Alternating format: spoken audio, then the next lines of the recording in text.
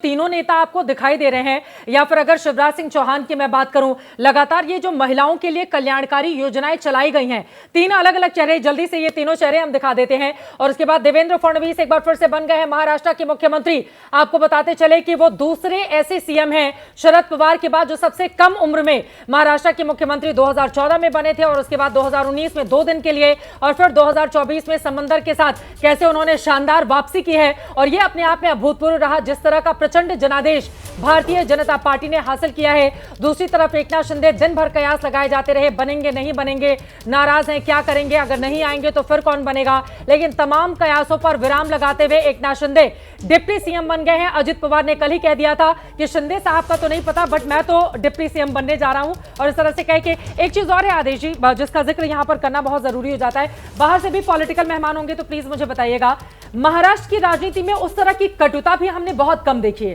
देखिए 23 तारीख को रिजल्ट आते हैं, तब से लेकर आज तक तमाम तरह के कयास रहे, मीडिया वाले भी, हम लोग भी तमाम तरह के सवाल यहां पर खड़े करते रहे, लेकिन उसके बावजूद तीनों नेताओं ने एक दूसरे को लेकर कभी भी कोई विवादास्पद बयान नहीं दिया। और कल भी जब मीडिया के सामने दोनों नेता आते हैं, शिंदे और खासतौर से अजित पवार की मैं बात करूं, 7 बजे महाराष्ट्र कैबिनेट की पहली बैठक भी होने वाली है। देवेंद्र फडणवीस सीएम का पद संभालेंगे, ये बड़ी खबर इस वक्त निकलकर सामने आती है। और कैबिनेट की बैठक में बड़ा फैसला क्या लिया जाता है, ये भी देखना दिलचस्प रहेगा। आदेश देखिए, बड़ा इंटरेस्टिंग है। और मैं ये कहूँगा कि जिस तरीके से एकनाथ शिंदे मुख्यमंत्री रहे 2.5 साल, और उन्होंने हैंडल किया फडणवीस को और अजित पवार को, और कभी झगड़ा बाहर नहीं आया। इसी तरीके से फडणवीस तो 5 साल मुख्यमंत्री रह चुके हैं। आपने कहा था नहीं, कांटों का ताज पहनने वाले।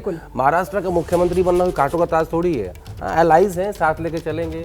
इससे ज्यादा बेहतर क्या हो सकता है कि आप महाराष्ट्र के मुख्यमंत्री हैं, फाइनेंशियल कैपिटल है इस देश की। बिल्कुल। तो जो मैं कह रहा था कि देवेंद्र फडणवीस इस बात के लिए माहिर है। और कल रात को मैं एक विधायक से बात कर रहा था, मुझे बोल रहे थे कि देवेंद्र फडणवीस ने अपने सारे विरोधी एमएलए को फोन किया, जो कांग्रेस, एनसीपी और शिवसेना के, कहा कि कोई बात नहीं, चुनाव में हार जीत चलती रहती है, कोई काम हो तो मुझे बोलना। बिल्कुल। तो देवेंद्र फडणवीस बड़े दिल के आदमी हैं। और ये पॉलिटिकल मैसेजिंग भी है बीजेपी की कि उनके पास एक बड़ा बहुमत था, उसके बाद भी एकनाथ शिंदे को मनाने की जो लगातार कोशिशें हुई, क्योंकि वो बिना एकनाथ शिंदे की जो शिवसेना है उसके बिना भी भारतीय जनता पार्टी और अजित पवार बहुमत की पार्टी थी और बहुमत के साथ सरकार बना सकती थी। लेकिन एक पॉलिटिकल मैसेज होता है, और इसलिए एकनाथ शिंदे को साथ रखकर सरकार की बनाने की कोशिश की गई। और खुद देवेंद्र फडणवीस भी कल शाम को वहां पर गए थे। किशोर तिवारी जी की पार्टी लगातार झगड़ा लगाने की कोशिश कर रही थी, किशोर तिवारी जी, लेकिन कामयाब नहीं हुए। आप लोगों की ओर से बार बार कहा गया कि शिंदे जी को देखिए किस तरह से दूध की मक्खी की तरह से निकाल के फेंक दिया गया, और भी तमाम बातें किशोर तिवारी जी आपकी ओर से कही गई। लेकिन आज देखिए डिप्टी सीएम के तौर पर एकनाथ शिंदे ने शपथ ले ली है, कैसे मुबारकबाद देंगे आप उनको? नहीं, पहला दिन है, और मैं देवेंद्र फडणवीस को ये जो बारी है, इस बारी के लिए शुभकामनाएं देता हूं। एकनाथ शिंदे तो हमारे तरफ से गए हैं, तो वो तो कद्दावर ही है, और अजित पवार भी है। लेकिन महाराष्ट्र के अंदर 10 किसान डेली आत्महत्या कर रहे हैं, और इस आत्महत्या के लिए देवेंद्र फडणवीस ही अजित पवार को दोषी मानते थे, और वो अजित पवार के साथ अभी सरकार में आ गए। तो चलो ठीक है, लेकिन कांटों का ताज है, ये बात मैं क्लियर करता हूं, क्योंकि विदर्भ रीजन जहां से आते हैं चित्रा जी, वो रीजन में किसान आत्महत्या चरम सीमा पे है। कपास, सोयाबीन का प्रोक्योरमेंट सरकार को 18 लाख क्विंटल करना था, 27,000 क्विंटल किया है। ठीक है, कपास का किया है। तमाम मुद्दों पर ही तो चुनाव में गए थे आप लोग। और देखिए विदर्भ रीजन में भारतीय जनता पार्टी उसकी सबसे ज्यादा सीटें वहां से हासिल करके आती है। मैं फौरन लौट रही हूँ आपके पास, हमारे साथ मृत्युंजय हमारे सहयोगी जुड़ चुके हैं। मैं लौट रही हूँ मैं आपके पास। आप कह रहे हैं कि हमारे ही शिंदे जी हैं, आज बड़ा हमारा वाला वो जो भावनाएं आ रही है ना, मैं लौटूंगी उस सवाल पर। लेकिन मृत्युंजय, यहाँ पर शपथ विधि हो चुकी है, 7 बजे कैबिनेट की बैठक होगी, क्या और जानकारी देंगे हमारे दर्शकों को मृत्युंजय आप? बिल्कुल, शपथ विधि समाप्त हो चुकी है और दर्शकों का निकलना भी, जो शपथ विधि के साक्षी बनने आए थे।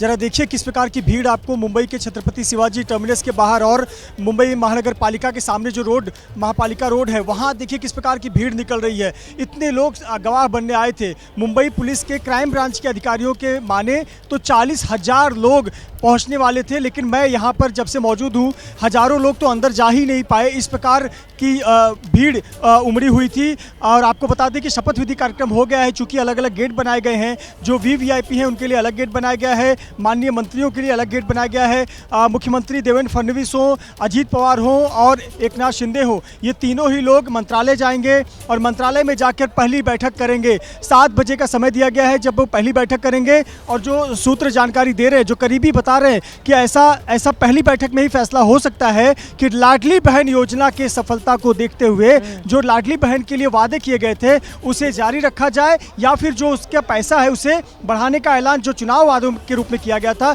शायद वो पैसा बढ़ाने का ऐलान हो जाए। लेकिन इसी प्रकार से कुछ एक लोक लुभावन जो वादा है वो पहले कैबिनेट में हो सकता है, ऐसे करीबी जानकारी दे रहे हैं। और एक और बात सामने आई है जानकारी की 16 तारीख को जो एक अधिवेशन होगा नागपुर में, उस अधिवेशन से पहले कैबिनेट विस्तार होगा, मंत्रिमंडल विस्तार होगा और उसमें बीजेपी, शिवसेना और अजीत पवार गुट एनसीपी के तमाम मंत्री शपथ लेंगे और कैबिनेट के पोर्टफोलियो का बंटवारा तब किया जाएगा। और उसके बाद विधान भवन जो नागपुर में विधानसभा का सत्र चलेगा, वहां भी तमाम दिखाई दे रही कैबिनेट के हैं। मंत्री अगर लाडली बहना योजना की सफलता के बाद इन लोगों को और कुछ मिलने वाला है अपने लाडले भाइयों से, तो जरा उन लोगों से बातचीत भी आप कर लें। बहुत सारे कार्यकर्ता नेता दिखाई दे रहे हैं।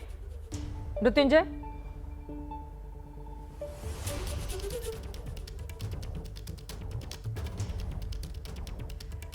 वहां पर फ्रेम उनका फ्रीज हो गया है, दोबारा से लेकर चलूंगी। इनके पास एक तस्वीरें आपके सामने है। देखिए, देवेंद्र फडणवीस 5 साल के बाद लौट आए हैं समंदर। चूंकि सबसे ज्यादा उनके उस डायलॉग की ही चर्चा हुई जो विधानसभा के भीतर देवेंद्र फडणवीस की ओर से 2019 में जब उद्धव ठाकरे उनसे अलग हो जाते हैं तब उनकी ओर से दिया जाता है। एकनाथ शिंदे, जिनको लेकर कयासों का दौर जारी रहा, डिप्टी सीएम के तौर पर उन्होंने भी शपथ ले ली है। अजित पवार को डिप्टी सीएम बनना ही था, पहले ही उनकी ओर से कहा जा चुका था और वो बिल्कुल आश्वस्त होकर अपना डिप्टी सीएम की शपथ लेते हुए यहां पर दिखाई दे रहे हैं।